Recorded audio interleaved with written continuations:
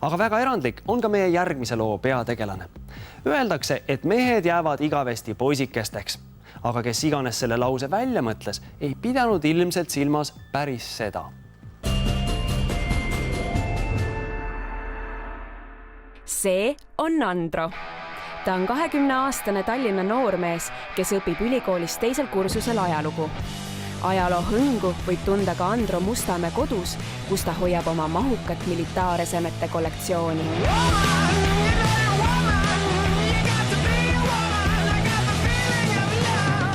Aga põhiliselt saksa päritolu sõjaatribuutika kogumise kõrval on Androl ka üks väga ebamatšolik hobi.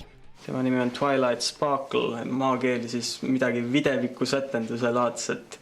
Ja ta on mingis mõttes minu enda sarnane, sest ta on ka selline introvert ja talle meeldib lugeda ja niimoodi.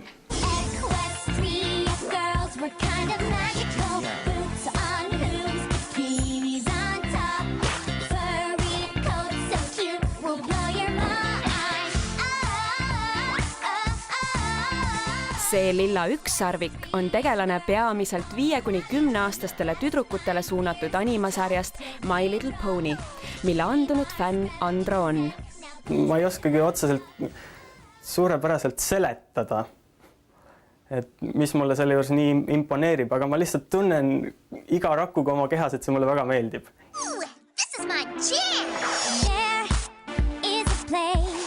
Ja uskuge või mitte, Andro pole kaugeltki mitte ainus täisealine mees, kes 6 pisikese poni seiklustele tulihingeliselt kaasa elab.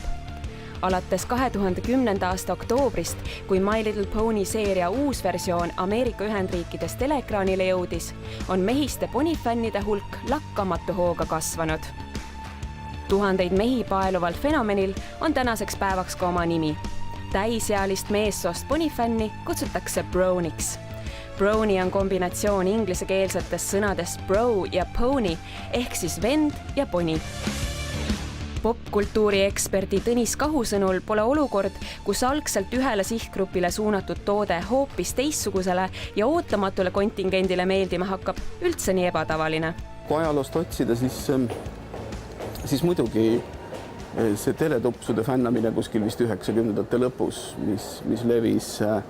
Seal olid ühest küljest konkreetsed põhjused, et suur osa noortest saabus klubidest ja olid ka veel tajutavas narkouimas, meil oli see calm down protsess ja siis nad said sellise laliseva lapseliku maailmaga nii-öelda hoopis teise suhte, kui nad oleksid muidu saanud.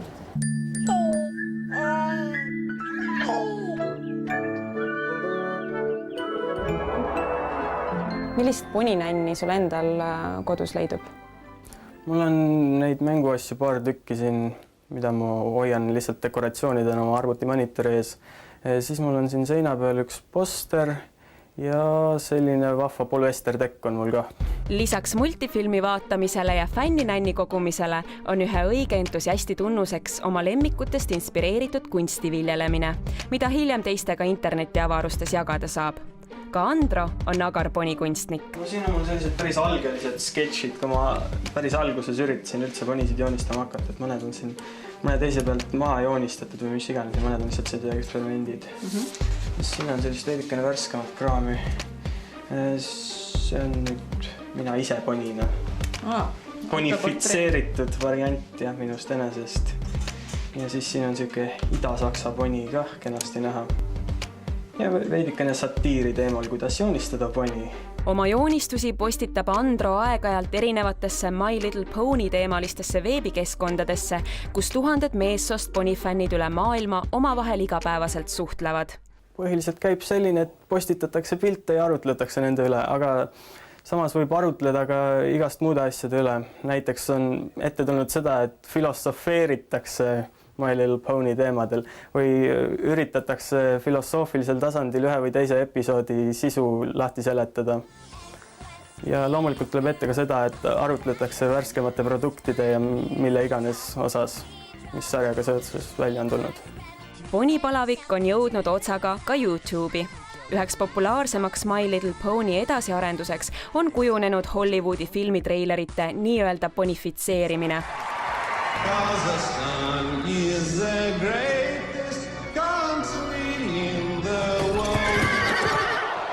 see roosa hobuseke kõneleb teada-tuntud Kasahstani ajakirjaniku Borati häälega. Samuti on Bob filmida ennast poninänni shoppingul, et hiljem oma osturetke teiste fännidega interneti vahendusel jagada. Kuidas aga suhtuvad noormeeste poniarmastusse kõrvaltvaatajad? See jaguneb kah loomulikult mitmesse kategooriasse, et ühtedel inimestel on see täiesti ükskõik. Teised mõtlevad, et noh, kuni nad seda endamisi teevad, et siis andku minna ning osad lihtsalt täiesti vihkavad brownisid. Ja reeglina kommenteeritakse umbes niimoodi, et te olete kõik lapsikud mehed ja teil on mõistus lapse tasemel või siis, et te kõik olete pedofiilid. Ja sa lükkad, eks ole, kõik need sellised negatiivsed sapised väited ümber. Lükkaksin küll meelelt. Kuigi see on muidugi vist igaühele teada, et suht-koht igas sellises fännluses leidub ka selliseid päris kiiksuga tegelasi, kes oma fännindust väga valesti välja elavad.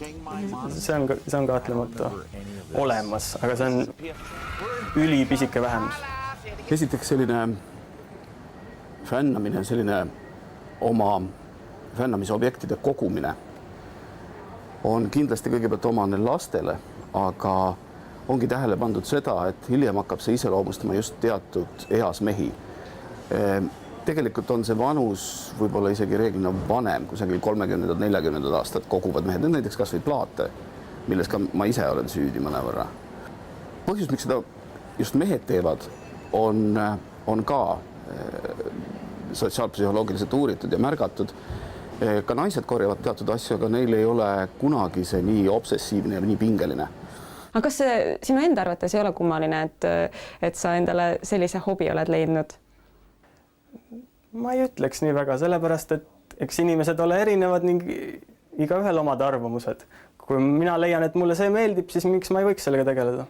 Ja meestel on tihti peale iseloomustatakse neid fänne ka selliste nohikutena, et siis mõnevõrra lihtsustatult, aga ka mitte väga valesti võiks öelda, et need on inimesed, kes mõningate aspektidega päris elus hakkama ei saa. Näiteks suhted naistega või mingid muud aspektid, siis nad kontrollivad oma maailma sellisel viisil. Andro on kahtlemata inimene, kes ei karda olla eriline. Peale ponide fännamise kannab ta religioosse pühendumusega igapäevaselt ülikondi ja korjab Ida-Saksa ja 3. Reichi aegseid militaaresemeid. Mulle tõeliselt imponeerib enamike sõjaväevormide esteetika. See on lihtsalt selline paralleelne hobi.